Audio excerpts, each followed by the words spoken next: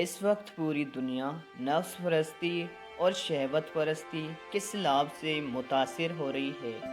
ہر طرف بے حیائی اور عریانیت معاشرتی نظام کو نقصان پہنچا رہی ہے۔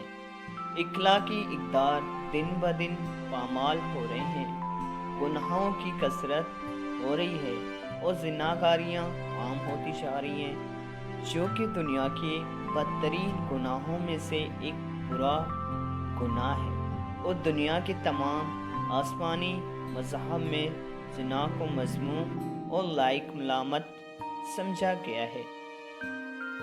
دور حاضر میں نوجوان بچے جس تیزی کے ساتھ شیطان کے بہکاوی میں آ کر زنا کی طرف آمادہ ہو رہی ہیں، یہ پورے معاشرے کے لیے ایک بڑی فساد کا سبب ہے، کیونکہ یہ ایک ایسا گناہ ہے کہ آخرت میں تو اس کی سزا ہر حال میں ملے گی، ساتھ ساتھ دنیا میں بھی زنا کے نقصانات ظاہر ہونے لگتے ہیں۔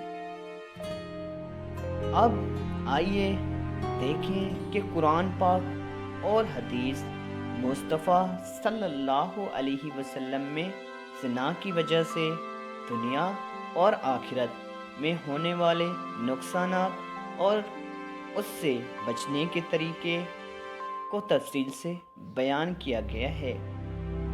زنا ایک کھلی ہوئی بے حیائی ہے۔ قرآن پاک میں اللہ تبارک و تعالی نے زنا کو ایک کھلی بے حیائی اور گناہونا عمل قرار دیا ہے۔ زنا یقینی طور سے بڑی بے حیائی اور بے راہ روی ہے۔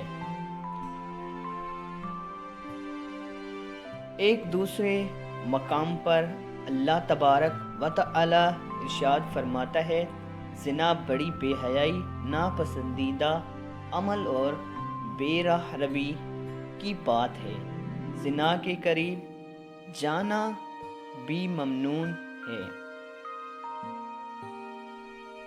جب کوئی چیز بہت زیادہ خطرناک اور خوفناک ہوتی ہے تو اس سے نقصان بھی اتنا ہی زیادہ ہونے کا امکان ہوتا ہے، اور اس سے دور رہنے کی تنبیہ بھی اسی حساب سے کی جاتی ہے۔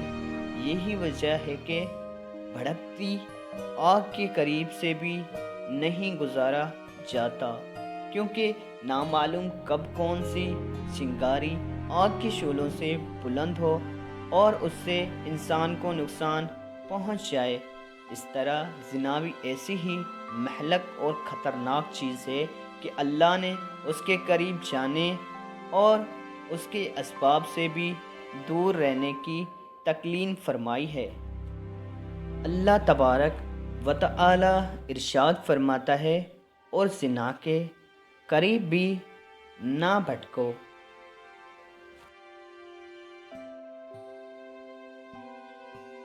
اس کے علاوہ ایک دوسرے مقام پر اللہ ارشاد فرماتا ہے، بے حیائی کے کاموں کے قریب بھی نہ بھٹکو، چاہے وہ بے حیائی کھلی ہو یا چھپی۔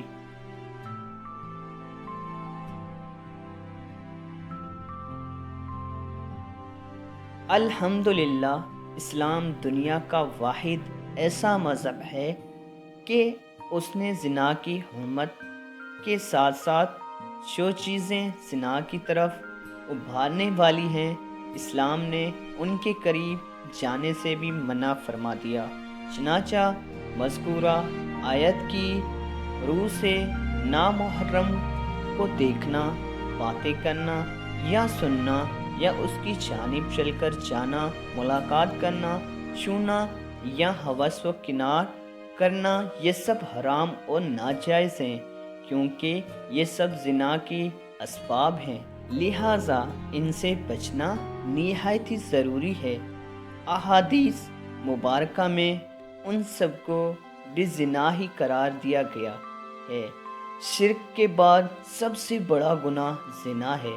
حضرت ہیثم بن مالک تائے نبی کریم صلی اللہ علیہ وسلم کا ارشاد نقل کرتے ہیں کہ اللہ تعالیٰ کی ذات کے ساتھ کسی کو شریک نہ ٹھہرانے کے بعد کوئی گناہ زنا سے بڑا نہیں کہ کوئی شخص اپنے نطفے کو اس رحم میں رکھے جو اس کے لیے حلال نہیں۔